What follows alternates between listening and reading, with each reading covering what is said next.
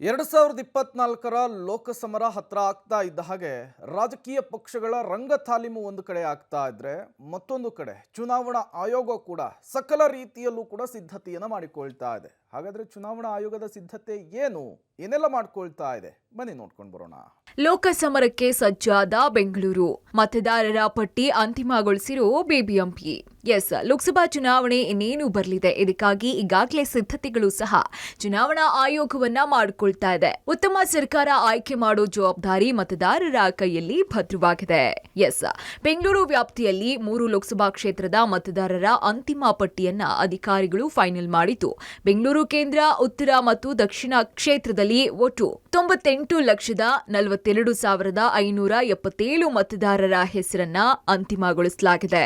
ಹಾಗಿದ್ರೆ ಯಾವ ಕ್ಷೇತ್ರದಲ್ಲಿ ಎಷ್ಟು ಮತದಾರರು ಅಂತ ನೋಡೋದಾದ್ರೆ, ಯಾವ ಕ್ಷೇತ್ರದಲ್ಲಿ ಎಷ್ಟು ಮತದಾರರು? ಇನ್ನು ಬೆಂಗಳೂರು ಕೇಂದ್ರದಲ್ಲಿ 9,71,559 ಪುರುಷರಿದ್ರೆ 8,87,162 ಮಹಿಳೆಯರಿದ್ದಾರೆ. ಇನ್ನು ತೃತೀಯ ಲಿಂಗದವರು 251 ಜನ ಇದ್ದು ಟೋಟಲ್ ಆಗಿ 18,09,372 ಮಂದಿ ಇದ್ದಾರೆ. ಇನ್ನು ಬೆಂಗಳೂರು ಉತ್ತರದಲ್ಲಿ 11,31,285 ಪುರುಷರಿದ್ರೆ 10,854,648 ಮಹಿಳೆಯರಿದ್ದಾರೆ. ಇನ್ನು ತೃತೀಯ ಲಿಂಗ 504 ಜನ ಇದ್ದು ಟೋಟಲ್ ಆಗಿ 22,18,437 ಮಂದಿ ಇದ್ದಾರೆ. ಇನ್ನು ಬೆಂಗಳೂರು ದಕ್ಷಿಣದಲ್ಲಿ 10,66,704 ಜನ ಪುರುಷರಿದ್ರೆ 9,95,691 ಮಹಿಳೆಯರಿದ್ದಾರೆ. ಇನ್ನು ತೃತೀಯ ಲಿಂಗದವರು 373 ಮಂದಿ ಇದ್ದಾರೆ.